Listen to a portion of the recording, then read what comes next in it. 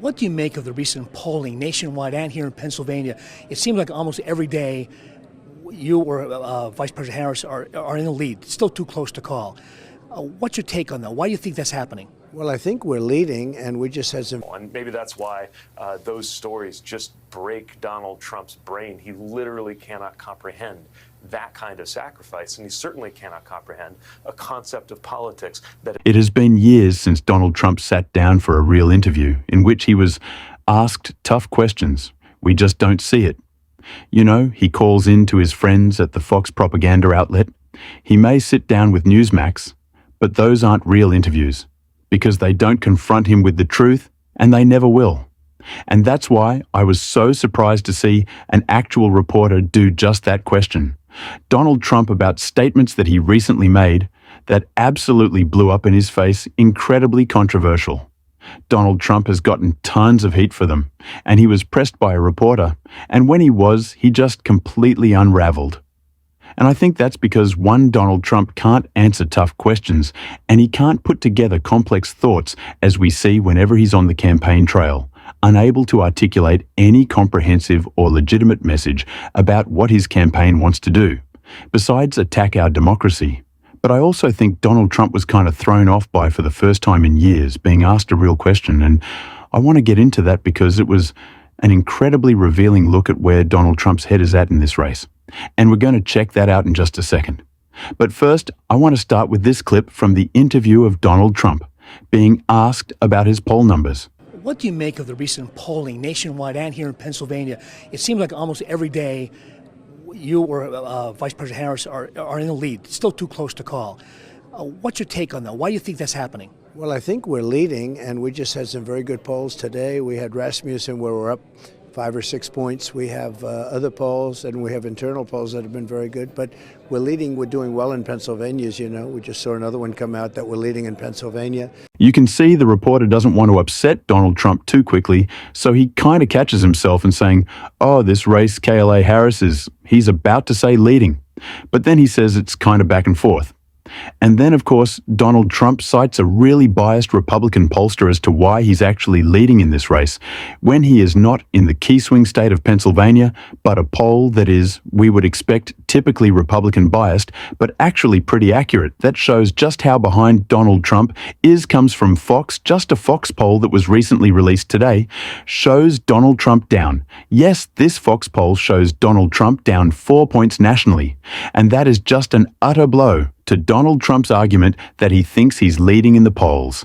And while polling isn't everything, and we need to continue to fight, like we are behind it, is important and impactful, to know that KLA Harris's message is resonating with the American people.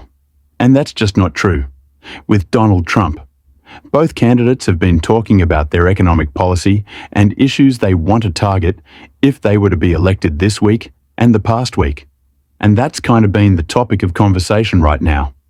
And when Donald Trump was asked about his economic agenda, his plan, it just showed how much he is unraveling right now and how broken his brain is.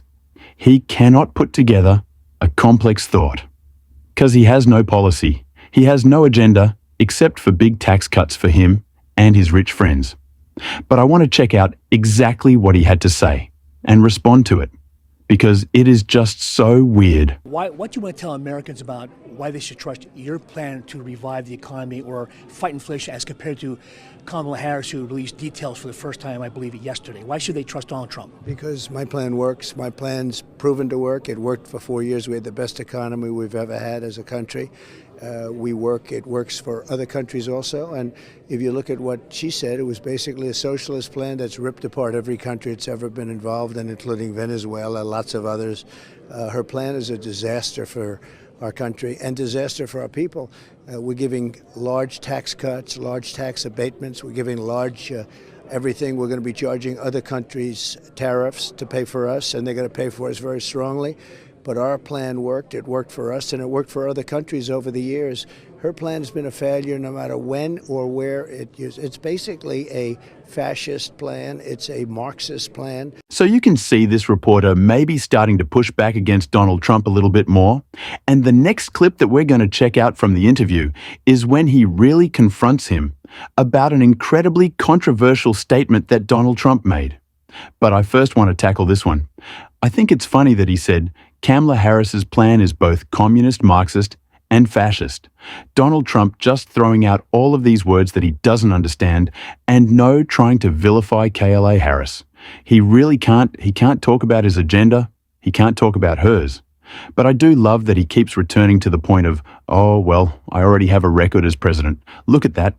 If you want to see what my economic vision is, forgetting that his record was one of complete and abject failure. Historical failure in terms of job loss, huge, significant drops in the stock market that rank amongst the largest in history. Donald, you failed as president, we remember. And sure, Co had a lot to do with that, but it was also Donald Trump's failed leadership during Co. And of course, we saw President Biden and Kamala Harris bring us out of that pandemic. Not only a recovery because of our president and vice president, but a boom following that. We are enjoying the results of now. And so I think it's funny that Donald Trump wants to keep pointing to his record, a record of failure, and can't seem to create any sort of attack on KLA Harris's plan. And KLA Harris is excellent at creating this contrast, and I want to check out a clip from her talking about her economic plan before we get to Donald Trump being confronted. You know, I think that if you want to know who someone cares about, look who they fight for. Look who they fight for.